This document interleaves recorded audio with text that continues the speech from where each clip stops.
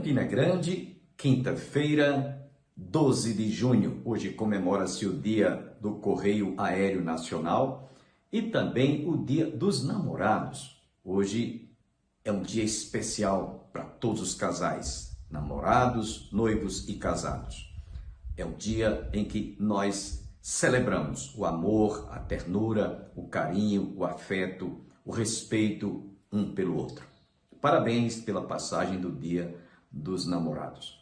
Dentro de instantes estaremos trazendo mais uma reflexão e também o reverendo Hernandes Dias Lopes Jeremias, Sala de Prosa, falando sobre um tema muito importante: andar pelo deserto. Fiquemos com Sala de Prosa.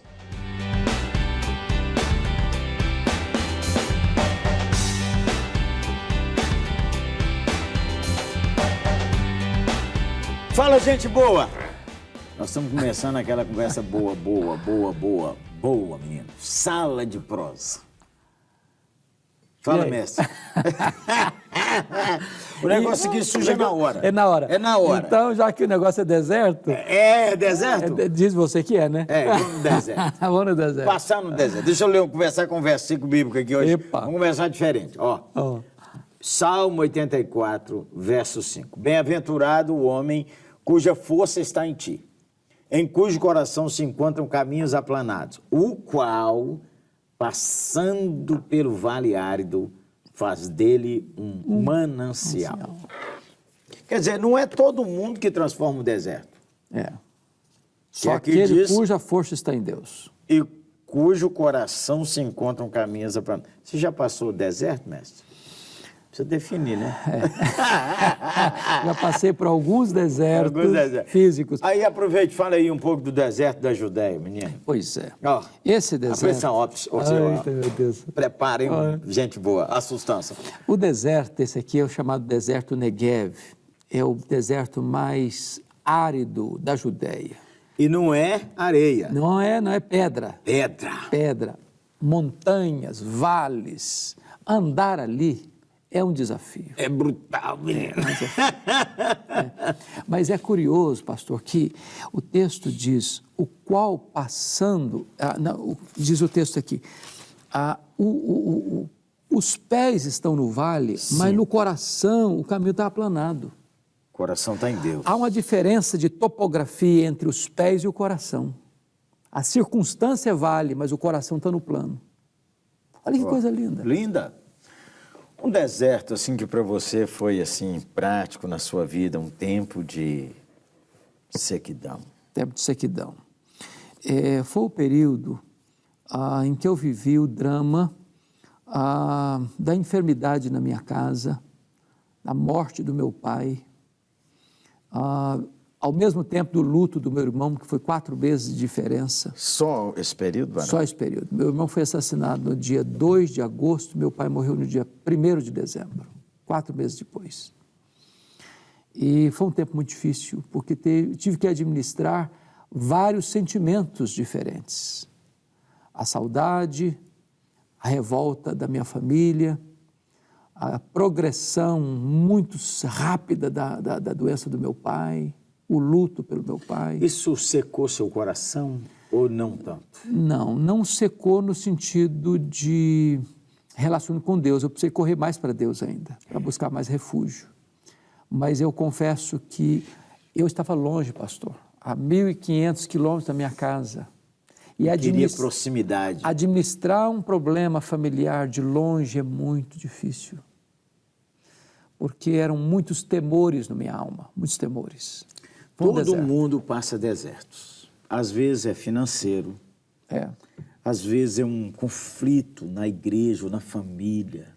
Às vezes é uma família. Estou lembrando aqui de uma família. Gente crente. Um filho viciado em drogas. E a mãe chora, o pai chora, como se... E ainda não falta os que dizem assim, isso é porque vocês não cuidaram. Não falta alguém para botar mais peso. Mais peso ainda. Varão, uma vez eu estava numa reunião de oração, começamos 6 horas da manhã. Aí eu vi um homem chorando e começou a orar alto, encostei nele. Ele falou, Senhor, me perdoe que eu vou sair daqui e matar meu filho. Falei, pelo amor de Deus, nunca vi alguém orar com tanta franqueza. Aí eu falei com ele, o que aconteceu? Eu tenho um filho viciado em droga, pastor. Ele quebra sempre tudo. Agora ele acaba de bater na mãe dele. E a mãe me ligou aqui desesperada. Eu falei, eu vou orar, vou sair daqui. E já falei com Deus. Falei, vamos orar mais. Naquela ocasião, louvado seja Deus, isso não aconteceu. Mas eu nem conseguia penetrar a dor da alma daquele homem. Pastor Jeremias, eu estive num funeral que para mim foi um dos mais difíceis da vida. Uma mulher crente, pai crente, os pais crentes, um menino jovem cometeu suicídio. Meu Deus. E um amigo da família, talvez entre aspas, chega no funeral, os pais chorando na cabeceira do caixão, e esse homem disse, que pena, se matou e ainda vai para o inferno.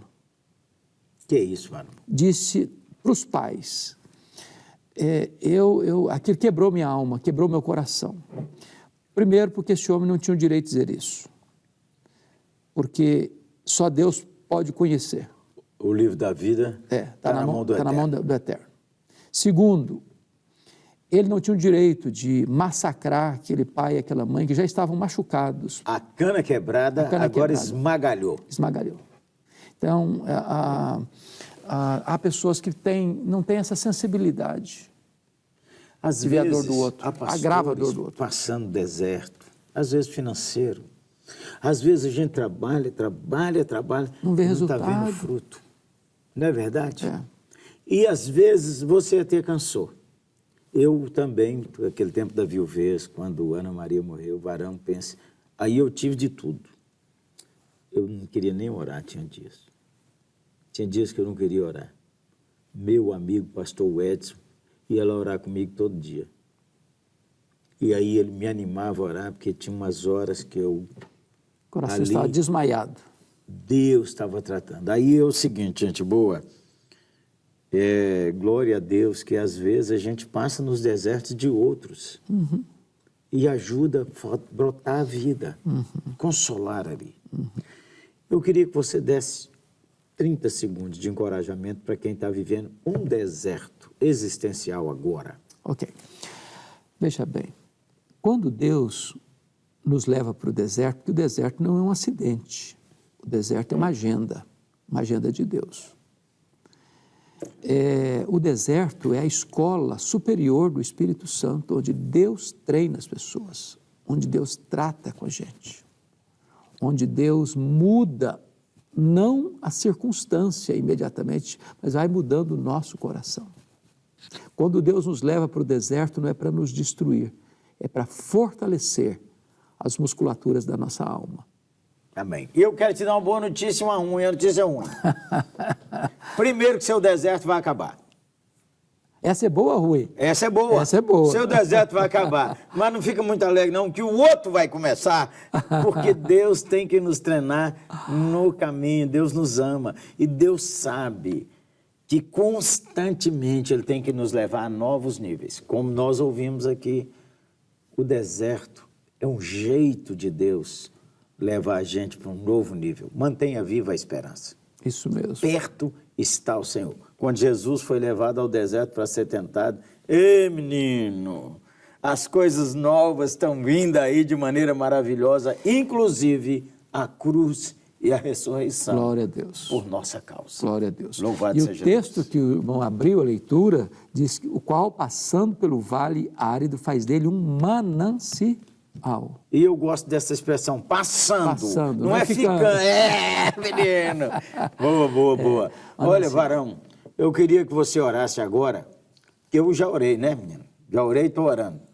Para quem está no deserto. Você não estremecer, não desanimar, não ficar com uma ideia ruim.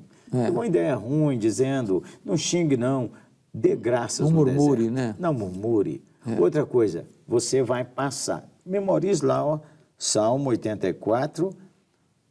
4, 5 e 6. 4, 5 e 6. Repita várias vezes. E agora, junto com você, nós estamos apoiando você com nossas orações, com o nosso conselho. Vai passar. Pensa aí, ó. vai passar. E não só passar, Vai. vai transformar o vale num manancial. Quer mais? É. Não precisa pedir. Deus, então me põe no deserto. Não precisa pedir, não. Vai, vamos orar. Vamos para orar. Deus te fortalecer. Deus amado, aquele Abençoa irmão teu nosso, aquela irmã que está passando uma Deus. luta, uma prova, teu um vale, um O deserto, casamento. seja na família, seja nas finanças, seja na saúde, seja nos negócios, Naqueles seja na vida caminhos, espiritual, Deus, sem saber seja na igreja. decidir. Oh, meu Deus, onde Deus. for esse deserto, Tu Meu és Deus. poderoso para fazer esse deserto florescer. Amém. Para Oramos que seja um Deus. pomar, para que Amém. haja frutos, para que haja brote, cheiro, Deus. para que haja sabor, Isso, para que haja perfumes. alegria, para que haja Amém, celebração. Deus. Amém. Esta causa está nas tuas mãos Colocamos, e nós Senhor oramos Deus. em nome de Jesus. Amém. Amém. Aqui na sala de prosa, quase que eu falei de prazo. Nós estamos até emprestando dinheiro, menino. Sala de prosa tem de tudo. Conversa boa, amizade, oração, Encorajamento. bons conselhos, encorajamento. Você não pode fugir daqui, hein? Fique aqui, porque aqui seu deserto muda para melhor. Grande abraço. Um abraço.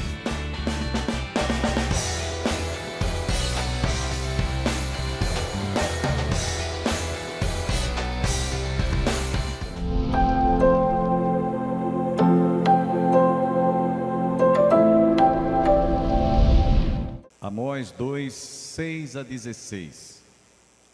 Assim diz o Senhor: por 3 transgressões de Israel e por 4 não sustarei o castigo, porque os juízes vendem o justo por dinheiro e condenam o necessitado por causa de um par de sandálias. Suspiram pelo pó da terra sobre a cabeça dos pobres e pervertem o caminho dos mansos. Um homem e seu pai coabitam com a mesma jovem e assim profanam o meu santo nome. E se deitam ao pé de qualquer altar sobre roupas empenhadas, e na casa do seu Deus bebem o vinho dos que foram multados. Todavia, eu destruí diante deles o amorreu, cuja altura era como a dos cedros e que era forte como o carvalho, e destruí o seu fruto por cima e as suas raízes por baixo. Também vos fiz subir da terra do Egito, há 40 anos vos conduzi no deserto, para que possuísseis a terra do amorreu. Dentre os vossos filhos suscitei profetas, e dentre os vossos jovens nazireus. Não é isto assim, filhos de Israel, diz o Senhor. Mas vós, aos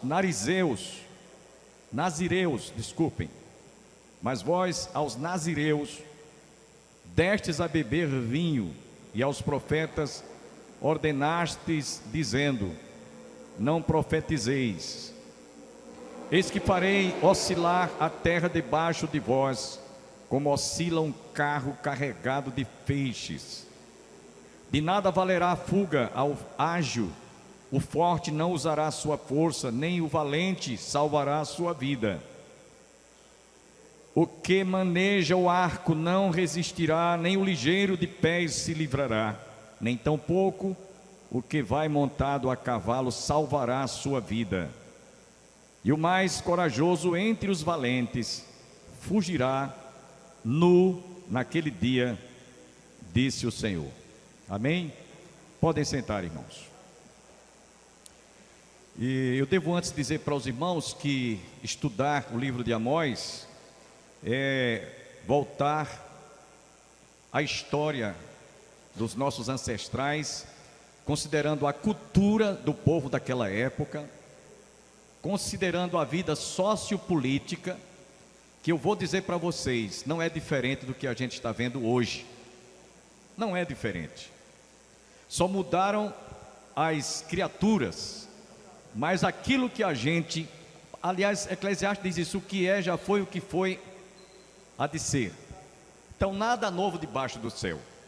E muita coisa que nós vamos ver hoje está acontecendo não apenas no Brasil, não apenas na América Latina, mas no mundo inteiro, para mostrar que desde a queda do homem lá no Éden, ele continua sofrendo todas as mazelas por conta da sua desobediência a Deus e a sua palavra.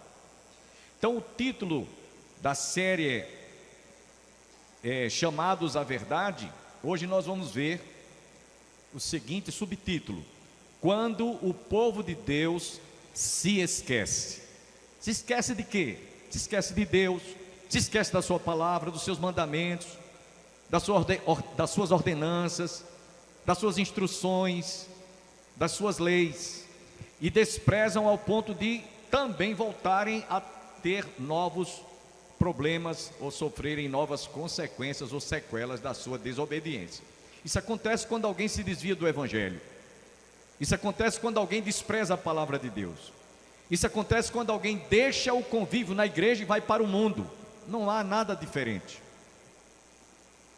E aí, meus irmãos, eu quero trazer aqui duas experiências rápidas para que vocês entendam que o povo de Deus, o povo que se chama pelo nome do Senhor, o povo hebreu, o povo judeu, o povo israelita, esse povo, não obstante tenha sido escolhido por Deus, separado por Deus, para eles serem o porta-voz desde a antiguidade, desde Abraão, Isaque e Jacó, os profetas maiores, os profetas menores, Moisés, Josué, eles receberam as instruções básicas, as instruções fundamentais, tanto para a nação de Israel, como para todo o povo.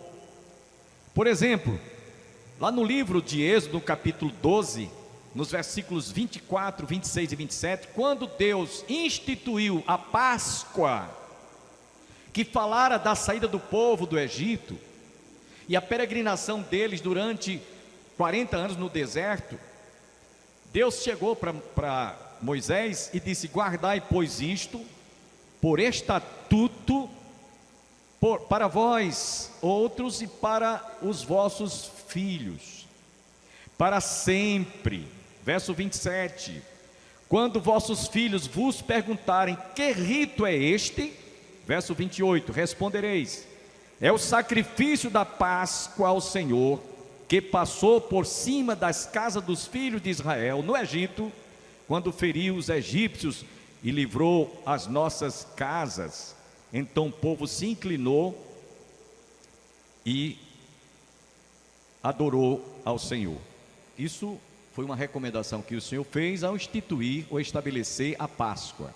Agora preste atenção, isso era para ser realizado anualmente, sempre que eles celebrassem a Páscoa, era para fazer essa leitura. E se alguma criança, algum adolescente, algum filho perguntarem: o que significa isso? Ele explica: o Senhor já recomendou, vocês não esqueçam, é para lembrar a saída de vocês do Egito. Respondereis: é o sacrifício da Páscoa ao Senhor, que passou por cima das casas dos filhos de Israel no Egito. Então, eles estavam familiarizados, eles não podiam esquecer disso, porque isso era realizado anualmente. Ainda hoje Israel celebra a Páscoa, o Pessá. E ainda mais, ele diz também, no livro de Deuteronômio, capítulo 6, versículos 7 a 9, ele diz também, faz também recomendações dos cuidados que eles deveriam ter quanto àquilo que o Senhor havia dito para eles sempre fazerem. Deuteronômio capítulo 6, versos 7 a 9.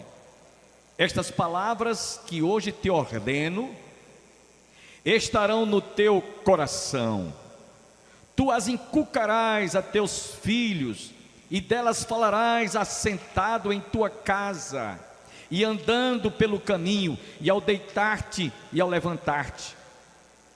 Então observem que Deus não deixou que ninguém fosse desavisado, desinformado quanto à observância daquilo que ele havia estabelecido, para que sempre estivesse na memória deles. Ele diz inclusive aqui no versículo 7, estas palavras que hoje te ordeno estarão no teu coração e tu as inculcarás a teus filhos, e delas falarás assentado à tua casa, andando pelo caminho, ao deitar-te e ao levantar-se. E agora eu quero mostrar para vocês que Israel ainda hoje cultiva isso. Eu estou aqui trazendo para vocês, eu vou pedir que o nosso sonoplasta ilustre isso aqui. Isso aqui é um mezuzá, essa pecinha aqui é um mezuzá. Dentro dela, eu estou colocando aqui, é uma porção,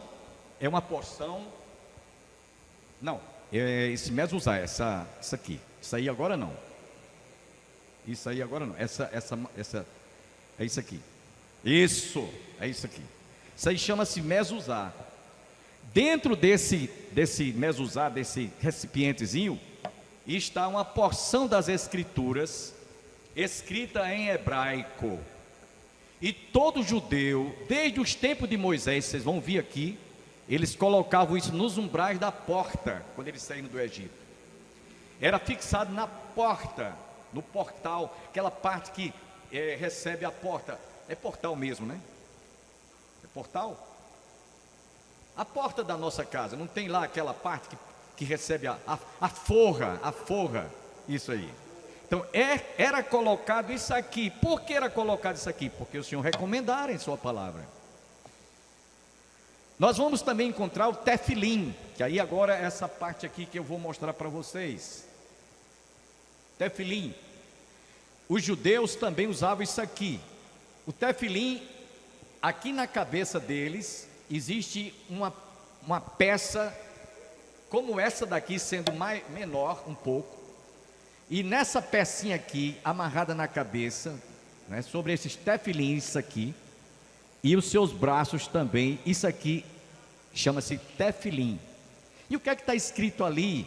E o que é que está escrito aqui nessas fitas em hebraico? Mandamentos do Senhor, para que eles não esqueçam, para que eles estejam sempre atentos e lembrados. Observem o que eu estou dizendo. Também quando vocês veem essa caixinha agora, que nós vamos mostrar ali, caixinha do tefilim, o judeu ainda hoje ele faz isso aqui. Pronto, essa caixinha aqui e esse tefilim eles colocam nos seus braços. Somente isso aqui para ilustrar.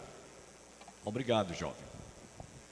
Bom, o povo estava sabendo o que era para fazer, o que devia fazer, e havia essas recomendações. Olha, inculca na cabeça dos teus filhos, para que eles não esqueçam. Quando eles perguntarem que festa é essa, que significa isso, como nós mostramos isso aqui. Ainda hoje os judeus fazem isso aqui. Lá na minha casa eu coloquei um desse aqui na portinha. Não que eu esteja idolatrando isso aqui, só para lembrar, em memória, o que Deus estabeleceu para Israel. Eu não sei nem o que está escrito aqui dentro, está em hebraico, mas eu sei que é a palavra de Deus. Então o Senhor recomendou que eles observassem isso, para que eles não se apartassem da palavra, para que eles não esquecessem a palavra, estivesse sempre viva nas suas mentes, nos seus corações. E aí ele diz aqui, no versículo 8 que eu li para vocês: também as atarás como sinal na tua mão, como vocês viram essa foto aí, e serão por frontal entre os teus olhos, aquilo que eles colocam aqui. E as escreverás nos umbrais da tua casa, que é isso aqui, certo? Colocado lá na forra da porta, ou na porta da casa. E as escreverás nos umbrais da tua casa e nas tuas portas. Então, gente, Israel não podia esquecer. Não podia esquecer. Mas a gente vai ver hoje, no estudo daqui de Amós, que eles esqueceram.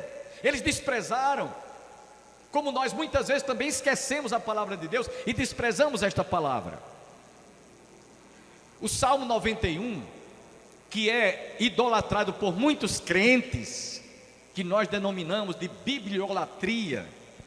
Alguns pegam a Bíblia, abrem no Salmo 91 e ficam lá adornando um móvel. Eu conheço história de pessoas que pegou o Salmo 91, colocou na porta da frente, colocou na porta da trás, colocou nas janelas, colocou em tudo que é de canto, uma cópia do Salmo 91, como se o Salmo fosse aquele Salmo que pode livrar, pode libertar, pode transformar. Meus irmãos, a palavra em si é quem opera aquilo que Deus tem para fazer na nossa vida, quando nós abrimos o coração, e não quando a gente simplesmente deixa a Bíblia, ou a palavra de Deus. Estou citando o Salmo 91, que chama-se, para aqueles que fazem isso, chama-se bibliolatria. Eu já entrei em casa de determinadas pessoas, visitando-as, que lá estava o Salmo 91, a página chega a estar encardida, de tanto levar poeira. Vocês acham que isso vai trazer alguma solução para o problema da pessoa? Jamais. Mas é aquilo que você crê, naquilo que está escrito, não aquilo que você esteja colocando ali como um amuleto. Cuidado para que nós não façamos isso, porque Israel fez isso no passado, nos dias de Amós. Sabiam de tudo, estavam por dentro de tudo, era aqui na fronte, no tefilim no braço, isso aqui também no portal da casa, mas eles simplesmente, meus irmãos, desprezaram o que eles não podiam deixar de considerar, que era mais importante obedecer do que sacrificar. Desde os tempos de Moisés, Josué, o Senhor sempre lembrou ao povo que Israel deveria observar, meditar em sua palavra e nos seus mandamentos, para que eles não se esquecessem, para que não houvesse esquecimento. Daí nós vimos o mezuzá, este tefilim que era colocado no braço, que eu mostrei para vocês, e é importante você gravar isso, para que eles não tivessem desculpas de terem esquecido nada daquilo que Deus os havia recomendado. E eu coloquei aqui no estudo que o povo de Deus parece que sofre de amnésia. Sofre de amnésia, sabe o que é para fazer, como fazer e por que fazer, mas esquece na prática. Infelizmente, isso acontece comigo, acontece com você, acontece com os cristãos mais fervorosos que vocês possam imaginar. Nós estamos tendenciosos a esquecer aquilo que Deus nos recomenda e fala através da sua palavra. Então, eles esqueceram de tudo aquilo que o Senhor havia recomendado, desde o livro de Deuteronômio, Números e Levítico, no Velho Testamento, que é o Pentateuco, que é a base, é o alicerce da vida religiosa, da vida espiritual, que eles deveriam cultivar. Cuidar dos pobres, cuidar das viúvas, os desamparados, cuidar inclusive daqueles que estavam precisando de ajuda, de auxílio. Eles sabiam de tudo isso, a parte social, que eles tinham que, como povo de Deus, tinha que fazer aquilo acontecer. Então, o povo de Deus parece que sofreu, pelo que nós estamos vendo, uma amnésia espiritual. Porque nos dias do profeta Oséias, inclusive que nós estudamos aqui, isso também é relatado do que o povo fazia, como nos dias de Amós também. Nós estudamos inclusive isso no livro de Oséias, do profeta Oséias. Então a palavra de Deus mostra que eles pecaram por causa dos ídolos. Eles pecaram porque estavam praticando toda sorte de injustiça social. Eles pecaram porque eles tinham desobedecido desatenciosamente, desrespeitosamente e até, num certo sentido, levianamente a palavra de Deus. Então Amós exorta-os que eles mostrem que por isso, só por isso eles sofreriam também o juízo de Deus. Lembra-se que quando a gente estudou a semana passada os versículos de 1 a 6, de 1 a 5, estava tratando das nações que estariam em juízo. Agora não é somente as nações, agora é o próprio Israel. Agora é o próprio Israel. Então no versículo 6, para a gente adiantar aqui, eu quero dizer uma coisa para vocês. Olhe, há um ditado popular que diz que o pau que dá em Chico dá em Francisco. Então, do mesmo modo como o Senhor repreendeu as nações, agora o Senhor estava repreendendo também Israel. por sua desobediência, por sua desatenção. Pedro nos diz que o tempo de começar o juízo pela casa de Deus é chegado. Imagine como Deus vai tratar com os ímpios, com as demais nações. Então ele começa em casa. Pedro diz isso, nós já até falamos isso aqui. Então o juízo de Deus vem também sobre o seu povo, quando errarem, ou quando erraram, ou quando pecaram. Então vamos lá no versículo 6. Assim diz o Senhor: por 3 transgressões de Israel e por 4, não sustarei o castigo, porque os juízes vendem o justo por dinheiro e condenam o necessitado por causa de um par de sandálias. Agradeço a você, internauta, telespectador da PV Master, que esteve conosco. Nos reencontraremos amanhã, se Deus assim nos permitir.